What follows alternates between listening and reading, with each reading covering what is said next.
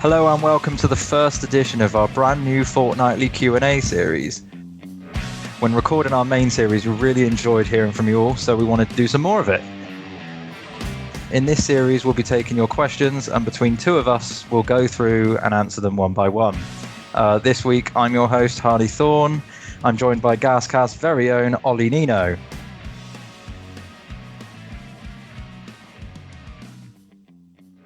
Ollie, in good spirits after the opening day loss? Yeah. I mean, obviously it was a disappointing start to the season, but not exactly unsurprising given our absolutely horrific opening day record over the last 10 years or so. And I mean, to be honest, I always thought on paper it looked like quite a tough first game for us. They're obviously a club with a real good feel factor around them at the moment, and they got a experienced, high-quality manager at this level in Simon Grayson. And on paper, they've made quite a few exciting signings, I would say. So I was expecting nothing more than we got, which was obviously a big fat 0 points. Hopefully better things to come in the next couple of games. Now, there's always a risk when you do a Q&A and ask for questions to be sent in that you're going to get some silly ones. On the face of it, you might think that this question is silly, but there's more to it. So Pierre sent in, do you like melons?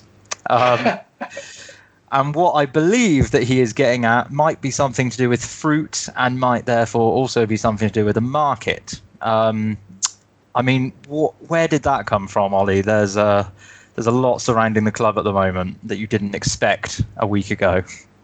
Yeah, it was a bit of a bombshell, that one, wasn't it? Really out the blue. I mean, I guess there had been a few rumours on forums and Twitter and that about this fruit market stuff, but I thought it was just another sort of nonsense rumour that was going around. But for a while to come out and actually sort of confirm that we're really interested in this site for a potential new ground was, a massive shock, I think, for all of us. So exciting, but as always, as a gas said, when there's this sort of stuff going around about a potential new stadium, it's really difficult to get too excited because we've been let down with these things so many times. So, but I mean, I'm optimistic because I kind of feared that after UE fell through, the current owners had sort of given up in a way, looking at ways to take our club forward, and we're just looking to sell it off. That may still happen, but it sounds from what Weil said that the club is still seriously pursuing potential new stadium sites, which has got to be a good thing for us, hasn't it, really? Absolutely. And I think, I remember discussing with you when the UE was announced. I remember waking up and seeing the news that morning, and I remember pretty much running around my living room thinking it's happening. We're gonna seriously be able to challenge now, and here we are, UE Stadium completely fallen through. And although, like you touched upon just then, it's the hope that kills you, and you don't want to get carried away. I'm assuming, like me, you have got carried away. Yeah, I mean, I'm already imagining being sat in that seat in the Fruit Market Stadium. Watching, absolutely. Some much better players than we currently have running around in the quarters. So yeah, I'm in my head, I'm there fully, but. You just cannot let yourself get too excited because we do get let down so many times, and also it's very early days. We still haven't even got this bit of land, and then a major stakeholder, a major shareholder of that site, this fruit market site, has already come out today and pretty much said that he has no idea what Weil's on about in other similar words to that effect anyway. So I mean, I was excited for 24 hours, 48 hours, and now this guy comes and shits all over it, to be honest. So I'm already sort of brought back down to earth with a crash. But I mean, I do find it interesting that Weil even came out and sort of committed himself to this, because we all know how cagey he is and how cautious and how he doesn't like to come out and name sites or give any specifics really when talking about this sort of thing. So for him to, it wasn't like he was pressed by Jeff Twentyman. I don't know if you actually listened to the interview, but it was very much a sort of generic, what's going on in terms of getting a new ground question. And Wild just named the fruit market site out of nowhere, really. So the fact he actually did that, which is really against his, usual operating mode, I would say, was interesting and makes me think that, I don't know, there's something going on there.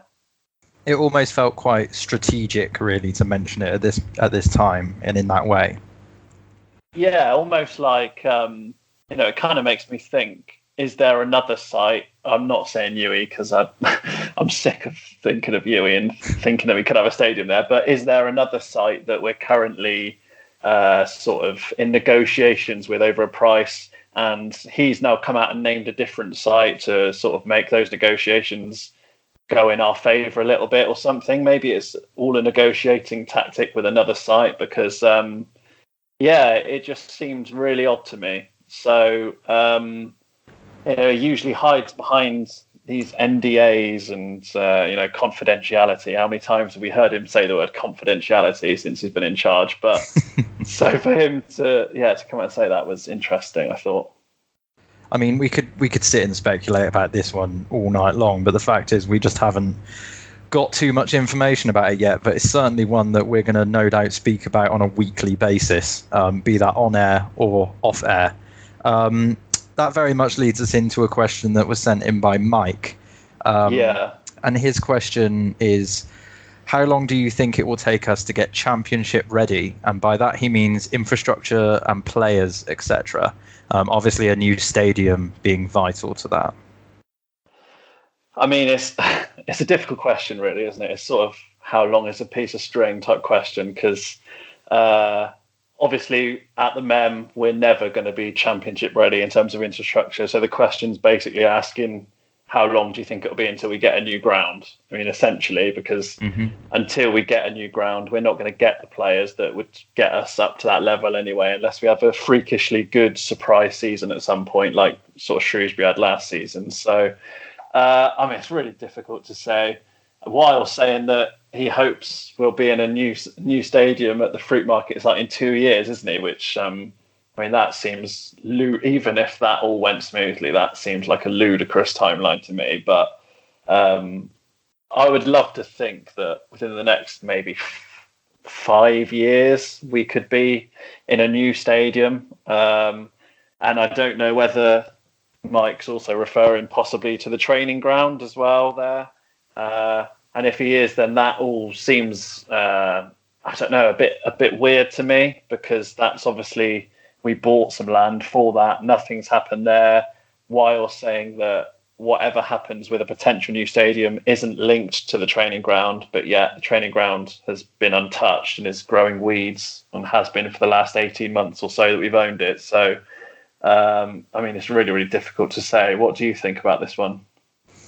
I think you're right. It is essentially asking, when is the stadium going to be ready? Because in order for us to be championship ready, we need to be in a new stadium, better facilities, a training ground, and able to start to grow our commercial side. And that can never happen at this stadium. Albeit Tom Gorringe, I do want to quickly say, I think he's doing quite a good job in the situation that we are.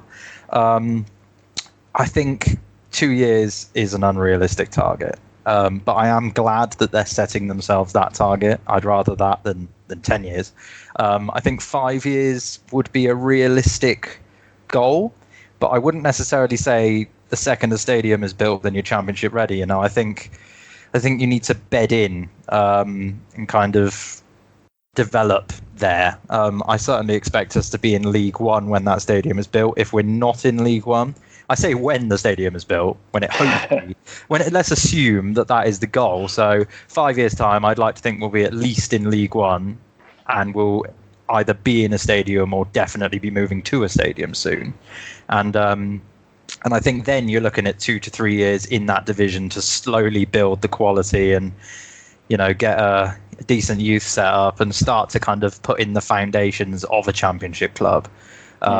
And I don't know, it's not that easy, There's certainly a lot of twists and turns, but I think Rotherham's probably quite a good example of a team that moved to a new stadium and immediately exploded into the correct area. Although didn't they just come down? So maybe not. I think Brighton did the same when they moved from the Withdean to the Amex that they're in now. I think as they were building it, they went up and then they started the new season in a higher division in their new ground. But I mean, that in a way that seems quite fortuitous. Like, you obviously can't plan for that to happen so perfectly. It just, it could happen, but you'd be very fortunate for it to happen. Mm-hmm. And I think, even though that wasn't that long ago that Brighton did that, I think football has moved on a lot since then in terms of the finances that's required, wages, etc. at our level. To be able to have a crack at getting up to the Championship, I think now requires a lot more cash than it used to, probably. So I realistically can't see, while we're at the Mem, us ever being able to attract good enough players to, make that sort of push. Because as soon as we get one or two good ones, that's great, like Bowden and Taylor, and Ellis was coming through, but then you lose them, don't you, because we can't realistically hold on to those for long enough to then find another two or three and another two or three, and then you have a great 11. But we don't get to that stage because we can't hold on to these players. So until we have a new ground, that isn't going to be the case. So yeah, it's a difficult question, but it's nice to be dreaming of looking up the table rather than looking down. Mm-hmm. And I think even just hearing a rumor of something like a stadium kind of gives the fan base a little bit of a lift, albeit with a tinge of negativity given past endeavours. But you can just tell from social media and stuff that everyone is getting the hopes up, and you kind of hope that this one isn't going to be too quiet for a long time. You want to hear more. No, exactly. Yeah. All right. Let's stop dreaming for a second and go back to the modern day realities of our players. So Yatin Gas has sent a question in, and he says, is it time to cut our losses on Bennett and Nichols and admit it hasn't worked and is probably never going to work? I mean, you tell me to stop dreaming for a second, then you force me into a nightmare. I'm extreme to the other end of that. Yeah. I mean, personally, I'm not a fan of Bennett or Nichols, and I really haven't been from the start. I mean, I'll focus on Bennett to start with. I think even when he first came in, and he scored a few when he first came in, I think he kind of flattered to deceive. He's got some pace, but he's insanely weak. And occasionally he shows flashes of skill, but I mean, everyone does. Sam Matthews showed a lot of flashes of skill when he first came in. All of Carl Bennett's goals in that season were some miraculous scuffs, to say the least. I mean, they all count. They all count if they're at the back of the net, but they weren't exactly hit with conviction. So I'm not a fan of him, and personally, I would move him on and give up on that project. But Graham's obviously seen something in training. He wants to stay. I mean, if Swindon make an even reasonable offer, then I would take it. Tom Nichols, I also gave up on him long ago. I get that he sets some goals up, gets some assists, but it's not hard to sign a player with creativity. I think the other players we've brought in will also be able to offer that, will be cheaper, and I can't get behind it anymore. It is a failed project. The question very clearly said, have you basically giving up? I am giving up, and I think realistically, if it was easy to move them both on, then we would, because the finances are going to be holding us back from signing others. What about you? What do you think? I mean, I largely agree with your viewpoint on both the players. I think my answer to this specific question, is it time to give up on them, essentially, I would say no, but purely because of what you just said then, in terms of I don't think now is the right time to try and move them on, because that then means bringing in replacements. And I think even if we say we keep Bennett and Nichols, I still think we need 2, ideally 3 more attacking type players added to this squad to strengthen it. I don't think the squad is particularly strengthened by losing those 2 and replacing them. Yeah, okay, the replacements would hopefully be better, but in terms of the depth of the squad, I still think we'd be looking pretty weak as we are at the moment. So I think ideally I'd like to add to what we've got now. And Nichols, I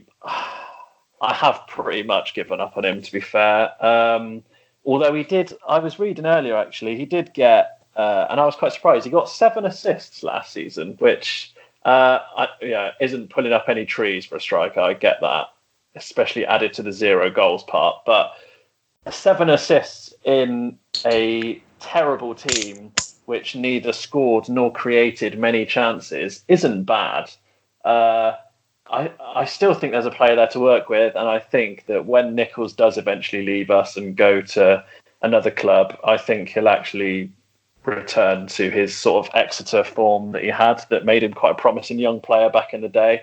And I think he'll go on to be a good Football League, League One, League Two striker, but I don't think that's going to be with us. Bennett, yeah, I agree with what you say about the end product and stuff. I think the only reason I'd be really reluctant to see him leave at the moment is because I think he offers something a little bit different. I think we have quite a few sort of samey players in the midfield who offer very similar things, whereas I think Bennett's really the only sort of player we've got in the squad who can drop a shoulder and go past a man and play a sort of cute little ball through the defence or something. I don't think we really have too many of those. I'd say maybe Tomlinson, from what I saw in pre-season, offers a little bit of that as well. So I'd like to see a bit more of him in league games because I think he can offer something different. But other than him and Bennett, I don't think we really have that sort of player. So I wouldn't want to get rid of him now, but I also wouldn't exactly cry if, say, Swindon came in with a good offer and we let him go. And then, GC could reinvest that money in a couple of replacements. I think that would also be fine, really. So, yeah. Fair enough. I think it's one that Nichols is always divided. In particular, Nichols has always divided opinions, and I think for me, it's been too long, and I just don't think it will work here. I don't think it matters how good a player he is anymore. I don't think he can ever get over what's happened here, and the confidence just isn't going to return. I think it's also, with Nichols, it's also the fact that it's now 2 managers here who haven't been able to get any goals out of him. Part of me kind of thought when it was just Daryl that, maybe for whatever reason, just Daryl's football, Daryl's style of play, the systems Daryl plays doesn't suit Nichols. So, maybe if we had a different manager, Nichols would start scoring again. Obviously, GC's now been here for 6 months or so.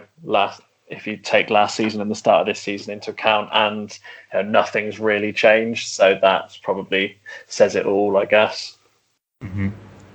And speaking of, you mentioned Carl Bennett and the fact that he offers something different in midfield. Another player, Sercombe. He used to stand out in midfield, and he used to really offer, just a lot of goals, but not quite for about a year. We've had a question from Jacob Hicks, who asks, in what position and formation do you think Sercombe is at his strongest, and should we keep giving him chances to change his form?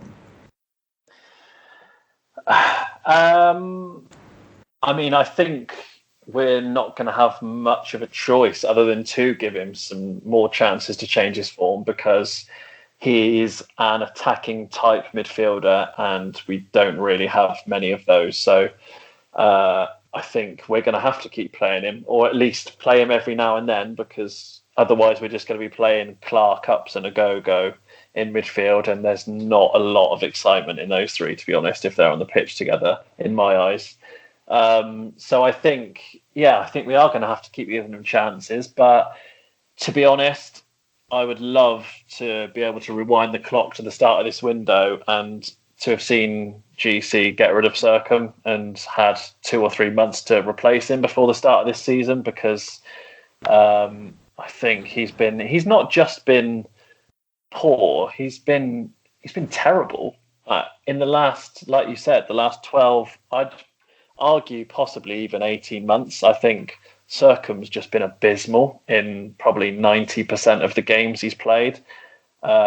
and the question asked about position and formation, I don't really know where he'd be strongest, because he's been tried on the left in a 4-4-2, sort of cutting in.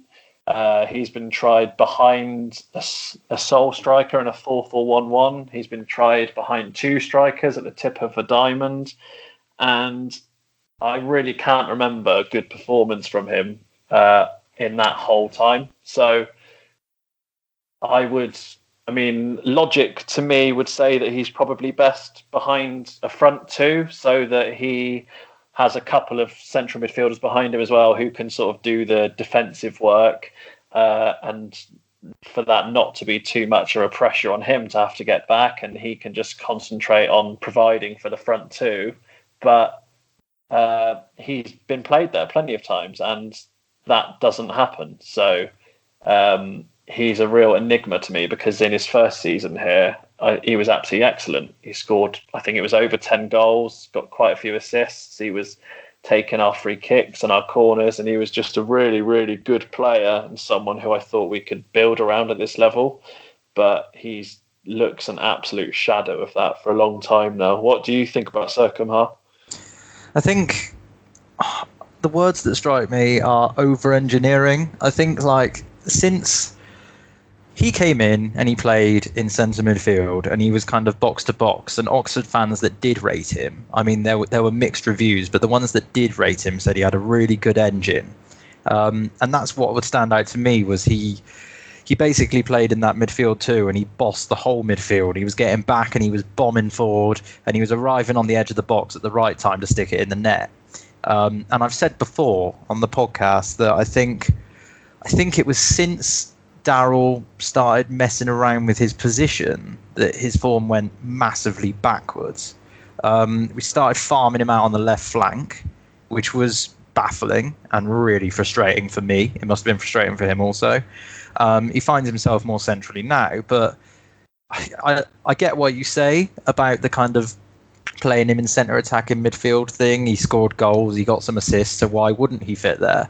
I just think that it weakens him so much, because he was much better as a kind of box-to-box engine midfielder that sits deep and arrives on the edge of the box, and as a result isn't marked, and they can't mark him because he's running into space, and he did that really well.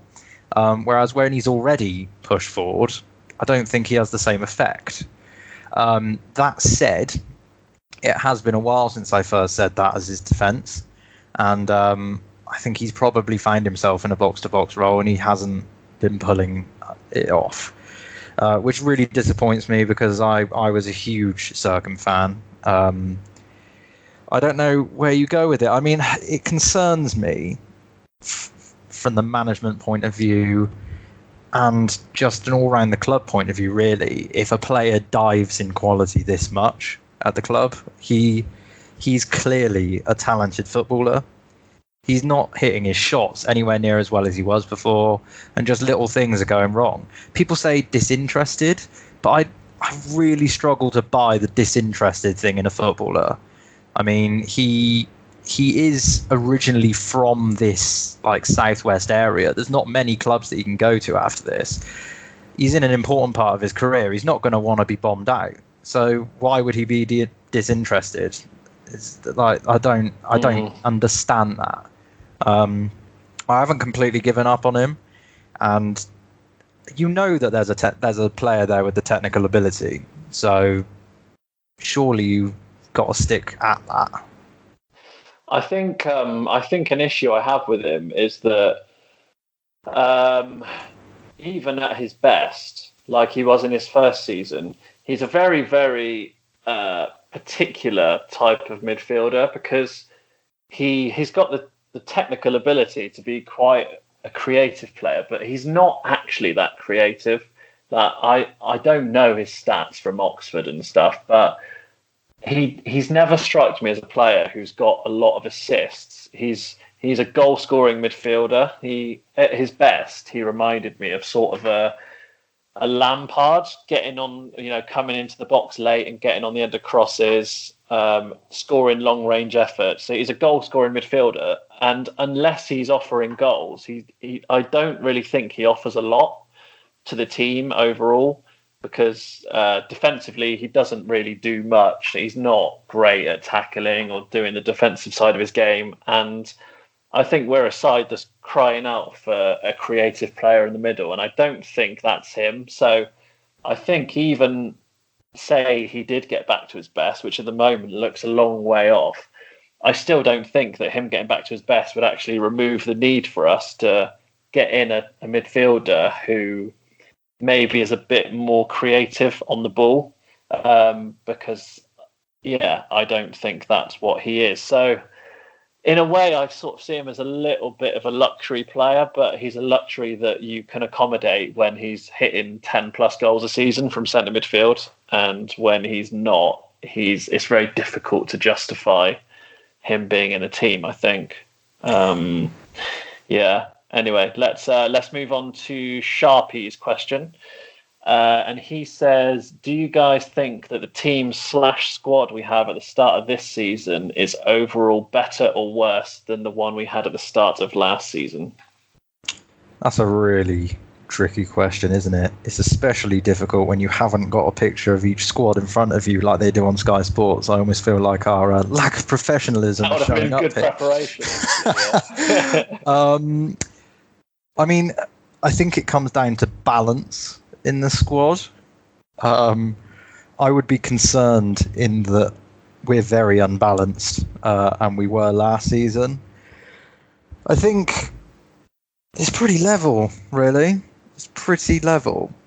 I think even just having Johnson Clark Harris up front kind of makes this squad win, assuming we don't lose him, which would be devastating.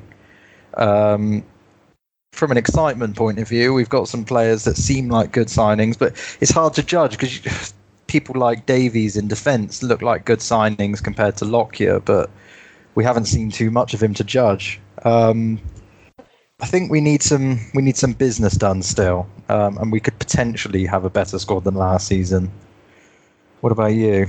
Yeah, I'd say potentially is probably the key word there, because it's still way too early to judge pretty much all of our new signings. But I guess my gut feeling is that we're probably either not much in it or this one's slightly weaker, I would say, to be honest, because we lost Bonham, who's proved to be a very, very good keeper for us anyway. You know, I know he wasn't particularly rated before he came to us, but for us, he was excellent. And Yakola, our replacement, has made one appearance and punched a bloke in the face and gave away a penalty. So he's not made the best first impression on me, to be honest. But and then you look at Davies, who you say compared to Lockyer looks like a good signing, but I mean, the bloke's, what is he, 27 or so, 27, 28, and compared to Lockyer, he's made about a third of the Football League appearances that Lockyer has, and that kind of says something to me. I think that he's reached that age and barely played any Football League games compared to Lockyer, who is a Welsh international and, you know, was our captain. I think Lockyer was probably a much bigger loss than a lot of fans, me included, realised really at the time.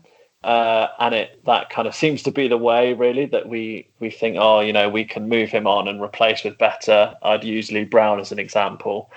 And it often ends up being the case that we really struggle to replace those players with anyone better or even at the same level. I would say in the midfield, central midfield, I mean, you have to say we're weaker because regardless of how much or how little they were used, we've lost Lyons and Sinclair and brought in no central midfielders at all. So, you know, that has to be weaker. Up front, who went out? Jakubiak went out, and Smith and Adebayo's come in. I mean, it is really difficult to say because we didn't see too much of Jakubiak, but when he did play, he didn't score too many goals. I think he scored 2 goals in one game away at Oxford. Good goals though they were. We just haven't seen enough of the 2 new loanies to compare them to him, really. So, I mean, potentially up front we are stronger, and like you said, we've got JCH for hopefully a full season now rather than just the second half of it, which is definitely a plus point in the current squad. But I would definitely like to see probably 2 or 3 more additions come in between now and the end of the window before I could comfortably say, yeah, this squad is stronger, because I think at the moment it's pretty close, if not a little bit weaker, to be honest. Well, you've basically just invited me to point the next question at you, which is from Dan Ball, who asks, which positions do you feel we need to strengthen in before the transfer window shuts? So ideally, I think we need 3 more, and I would like to see a centre-back come in, preferably left-footed, because we've got Kilgore and Davies who are right-footed, and at the moment we've only got Craig who's left-footed.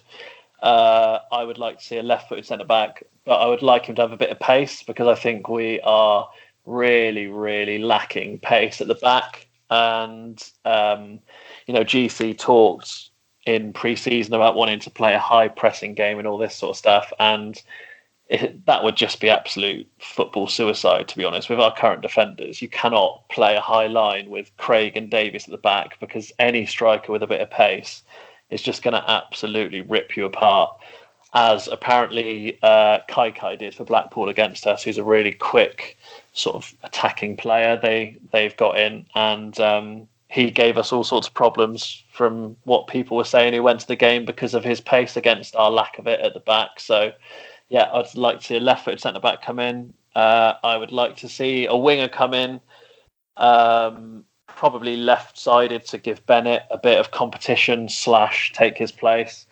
And I would also like to see a creative midfielder come in, sort of a cam / just a general central midfielder who's just got a little bit of something about him which our others don't.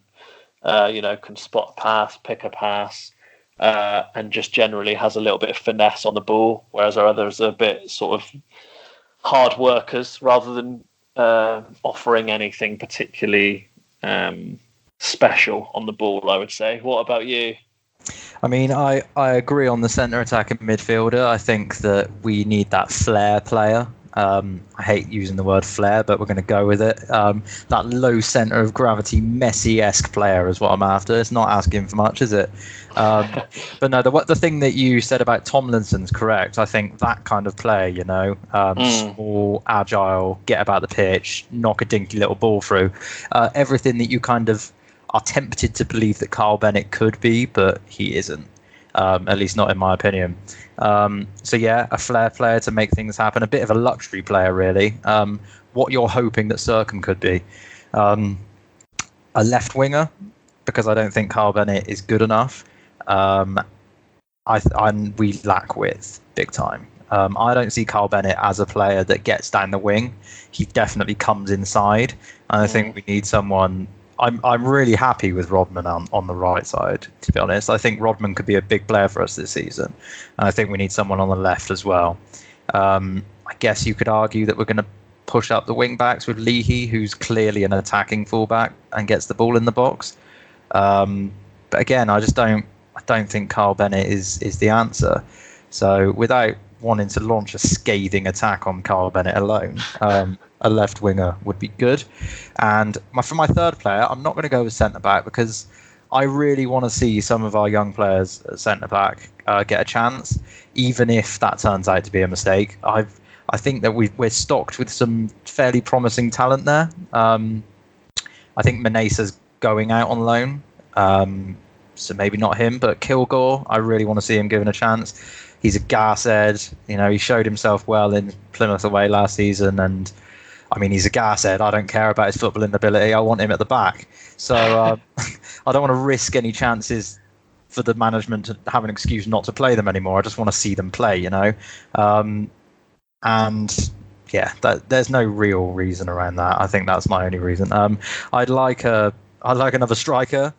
I know it's not going to happen. Striker number 7? Yeah, I mean, that I know it's not going to happen, but that is what I want. I think I just don't see. Basically, I would want to swap out Nichols for another striker. even then, I don't really think we need the 2 loan lads. I'd probably take one of them and then have another striker. I think it's a bit dodgy taking 2 young strikers on loan. One was more than enough, just to kind of boost the squad a little bit. Maybe they'll prove to be better than I think, but I struggle to get on board with young loan strikers. They just never seem to. There'll be a 3-goal a season striker, and they'll rotate, and I just don't think it will happen. Hopefully I'm proven wrong. So that's what I would strengthen in. But, and I do want to add this, we've received another question from Joe, who asks, are you guys disappointed that the Liam Scales deal has seemingly collapsed? And I want to address that straight away, because I think the reason that has collapsed is because of the financial situation, which is essentially 1 in, 1 out, I think. I think we need to remove salary to spend some. And like what you said, Ollie, about wanting to bring in an additional left winger in, alongside Carl Bennett, I don't think there's any chance in hell that can happen. I think it's very much a case of Carl Bennett has to go to Swindon for us to sign another left winger. How do you feel about that situation? I think probably what you say about the Scales collapse is right, in that it's 1 in, 1 out. I also think from reading comments from the UCD manager, his current manager, it also sounds like some other clubs have got involved. I think Portsmouth and Fleetwood have been mentioned, and I think there's a little bit of Scales' agent playing us off against a couple of other clubs to improve his deal is going on as well, and we've been used as sort of a pawn in that.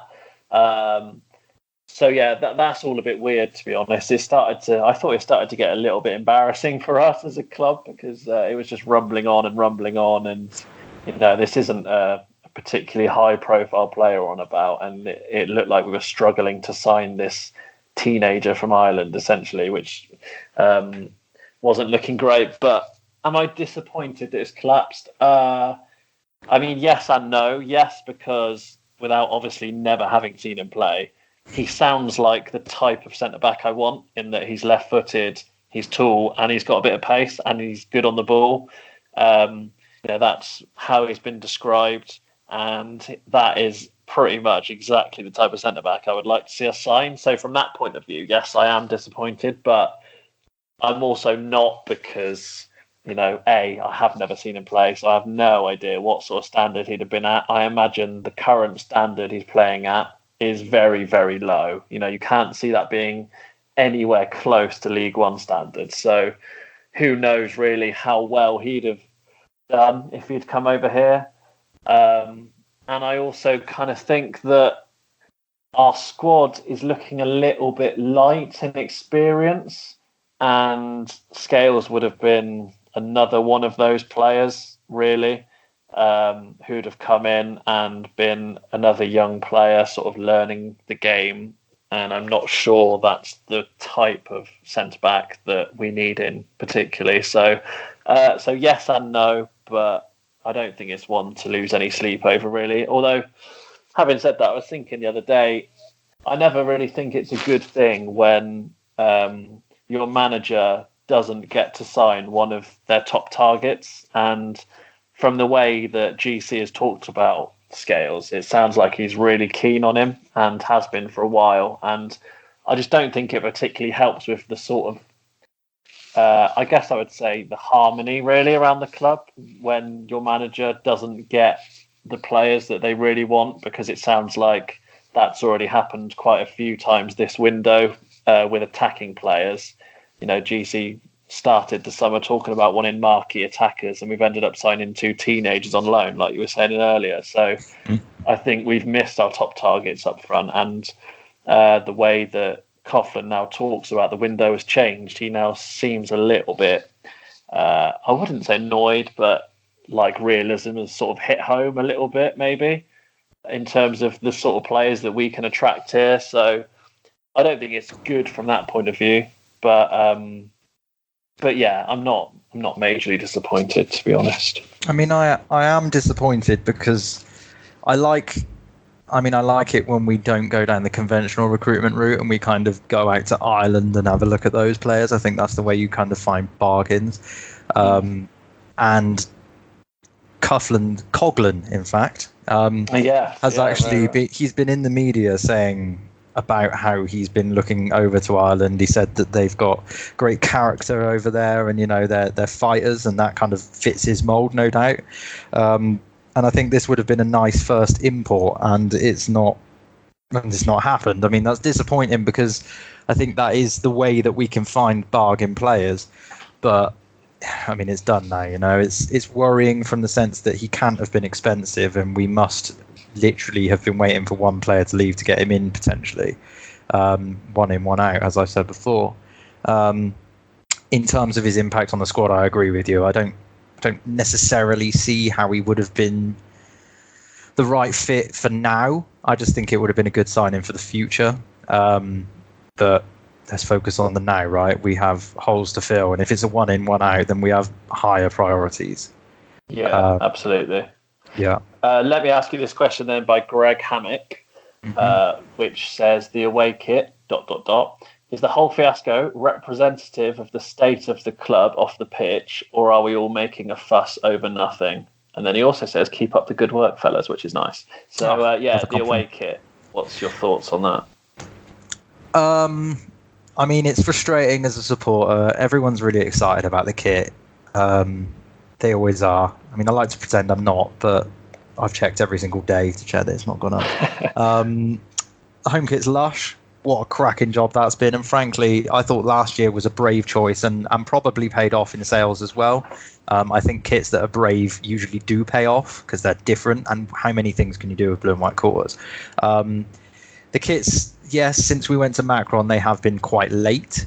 Not ideal, but I also think that Tom Gorringe has done better with sponsorship deals than we have done in the past.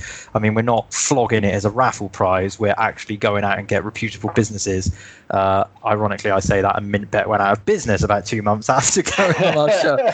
But you know my point. I mean, Football Index was a fantastic one, and our new ones on the home shirt, I can't remember their name. Obviously, the sponsorship's doing a good job. Utilitia, is it Utilitia? Yes. I mean, it seems like a good coup.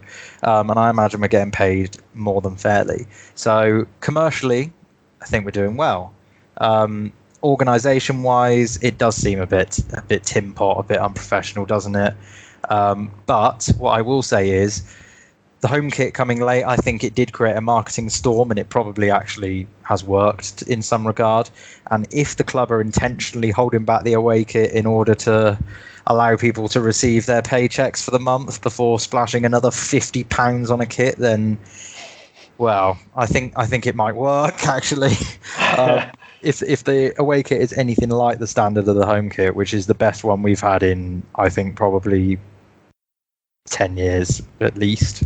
Yeah, I mean, it's all about the quality, right? And if sales are showing to be good, then you can't complain, can you? That's a commercial success.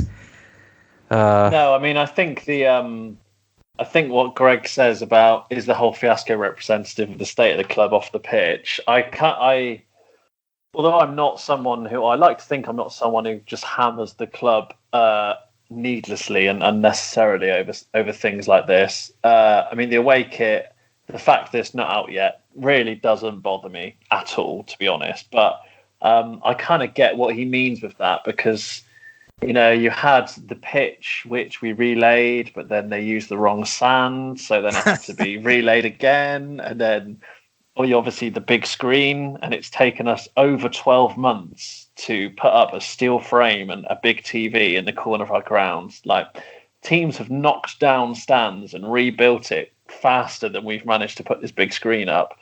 And then you've got this away kit thing, which, could be a fault on Macron's side, potentially. We don't know. It could be. But it just, how many times can you be that unlucky club who, works with a company who screws up? It just always seems to be that we're that club who has to deal with other company screw-ups. And it sort of reaches a point where you think, are we the cause of these screw-ups rather than everyone who we work with? But I mean, I really don't know about this away kit. It doesn't bother me, and I think maybe it is a little bit of a fuss about nothing, like Greg says. But I can't remember us ever having gone into a season with one of the two kits we're going to be playing in not having been revealed. I think even clubs who are right in the mire at the moment, like Bolton and Bury, I think they've announced both their kits. I think even if they've not, well, Bury haven't actually played a game yet, but they've still announced their kits. So it is a bit weird. It doesn't particularly look good for us. But like you said, if it comes out and it's an absolute cracker, then people will buy it. And they'd have already bought the home kit because it is immense. So the club would be making a load of money because fans will be buying both kits instead of one. So it could work out quite nicely in the end. Mm-hmm. Let me ask you this one then, by Michael Willett, because I know that I think you wanted to lead on this one. So he says, what is your opinion of VAR and why is it absolutely terrible? Yeah, I mean, it's one of those things, isn't it? I don't like it personally. The whole waiting after the goal goes in to check that it's a legitimate goal kind of kills the limbs. I mean, imagine if when Lee Brown stuck that in, you had to look for the flag and then wait 2 minutes for the referee to have a look at his tiny little screen. It's a horrible thought. It is a horrible thought. The only thing about it is I do find it quite amusing watching him walk over to this tiny little screen and just zooming it back and forward. I mean, and I don't know why he can't just look up at the massive screen behind the goal. I mean, let's use some common sense, right? Just have a glance, for goodness sake. But no, I mean, I don't like it. I think it's the classic kind of over-engineering thing. It's a sport. It's supposed to have a few mistakes, but where do you draw the line? I mean, I completely get why it's happened. Money is one on football, You kind of need the decisions to be correct. And I think people like VAR when it's in their favour and love to criticise it when it happens to go against them. It's a difficult one. It's a really difficult one. So I got a few things about VAR, really. You said that you wanted me to lead, but I know that you've got some up your sleeve. So my first thing is that I kind of think that people's problem, I include me in this, by the way, I kind of think that people's problems with VAR often, from what they say, is more of a problem with the rules of the game than it is with VAR, because all VAR really is used for is it's used as a tool to, enforce the laws of the game correctly, but very, very correctly. So if, you're a toenail offside, you're offside. And I think, that's not VAR being wrong as such or not being used in the right way, but it's a problem with the law. And it's the same with handballs now in the penalty area. Any ball that touches the hands, no matter the context of how far away it was, how hard it was hit, where the hand was, blah blah blah, is given as handball and a penalty. But technically that's correct, and that's all VAR is doing, is helping the refs enforce the laws properly. But it's a problem with the law. So I think that's one issue. I also think the other issue is that, in my opinion, it needs to be done on a challenge system. So I think that maybe each manager or maybe each captain, I think there's probably an argument to say it could be either of those people on each team. But I think one of those two individuals on each side should have maybe 3 challenges per game. And like in tennis, I think if you get a challenge wrong, then you lose that challenge. And if you get one right, then you keep that challenge. I think that would maybe be a way of still having VAR, but not having it sort of invading into an entire match, because it would only be selected for use when the two sides decided for that to happen. That really is the only way that I think I would properly be on board with it, because I agree with what you said. I think it does take a lot of the the passion in a way out of goal celebrations, and the spontaneity of celebrations is, one of the main things that gets a lot of people into loving going to live football. So to risk that by introducing VAR is, could backfire horribly, really, for the sport in general. So, yeah. But I mean, I guess a positive is that we are shit and in League One, so it doesn't really affect us. Well, you hope there won't be anytime soon. I mean, one of the things, sadly, that at the most exciting games that I can remember, I think they've been made a lot spicier by a refereeing mistake, or at least something that the fans have believed to be a refereeing mistake, even if they're not. I mean, I think, I don't want the referee to be correct. I want to be able to yell things at him and feel like I'm correct. Is that a fair reason? I think it is, and I think one of the main things that was put forward for VAR was that it would end the debates over controversial decisions. But if anything, that's just amped up even more than it was before. It's not stopped people debating about penalties and handballs and offsides. It's just shown up that it highlights when you play anything in a slow motion replay. I think this is another one of my issues with it. Anything slowed down looks so much worse than it does in normal time. Any foul, no matter how soft it was, if you slow it down, everything looks deliberate. Everything looks just worse, really. I don't really have a better word for it than it just looks worse. And I don't think that particularly helps. I think if referees are going to go over to that tiny little screen like you so enjoy and judge these decisions, then I think they probably need to do it in real time, because it happened in real time. And I think viewing things slowed down is just unrealistic and isn't a fair reflection on any incident in a game, really. That's my thoughts on VAR.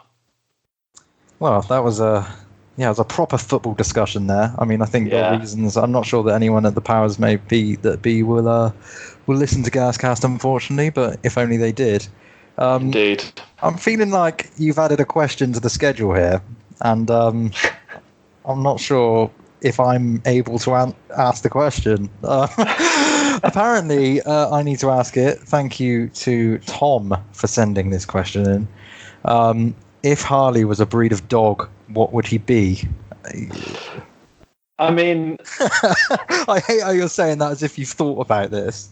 I mean, embarrassingly, this is the one question we were sent in, which I actually did quite a lot of work on before we came to record this podcast, because I can hear the sound of everyone tuning out of the episode as we speak. There are no more listeners now. But not only did I have a little Google around at different images of dogs and then compare your face to them, I actually managed to find an app that you can download on the App Store. I appreciate no one will do this because I'm the only one sad enough to do this, but there is an app you can get on the App Store called Dog Scanner, and you can upload pictures to that app from your phone, and it will then scan your face and tell you which dog you most look like.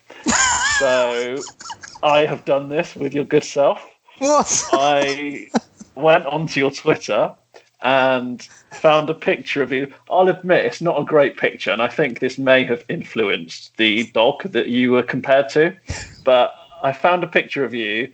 You look like you're in a McDonald's, I think, and you're leaning back quite a lot, and you've got your thumbs up, so I assume you've just put your order in. You're quite happy with what you've gone for, and this is the picture I've chosen, and it says that you are human but quite similar to a pug. 16.3% similarity to a pug's face, apparently. And if you read the appearance, I'm going to read out what it says the appearance This of is a disgusting amount of detail. I've gone all in on this, don't worry. And you can tell me what you think.